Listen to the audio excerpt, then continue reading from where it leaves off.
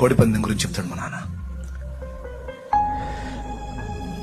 ఒక కోడిని పందానికి వేస్తే అప్పుడు పాపం చాలా పందాలు కొట్టింది, మెత్తపడింది.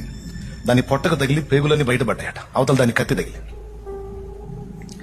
అయిపోయింది పందెం అని అందరూ కేకలేస్తే ఆ కోడి గల్లవాడు అయిపోలా, నేను ఒప్పుకోను, నాది ఓడిపోలా అని దాన్ని అలాగ పైకెత్తి ఆ పేగులు మొత్తం మళ్ళా లోపలికి వేసేసి దాని చర్మాన్ని రెండూ కలిపి పిన్నీసులు 4-5 పెట్టేసి మళ్ళా పందానికి వదిలితే అంత దెబ్బ తిని కూడా పురుకుతా పోయి ఎదురొచ్చే దాన్ని ఒక్క దెబ్బ కొడితే దీన్ని కత్తి దాని గొంతుకు తగిలి ఎగిరి పడిపోయింది. అక్కడ అది అటు వాలిపోయింది, ఇది ఇటు వాలిపోయింది.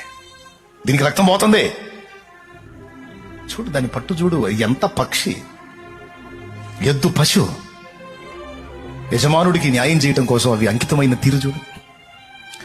అఫ్ కోర్సు కోడి జాతి లక్షణం అనుకుందాం, కానీ ఎద్దును చూడు. మనం ఆలోచన చేద్దాం.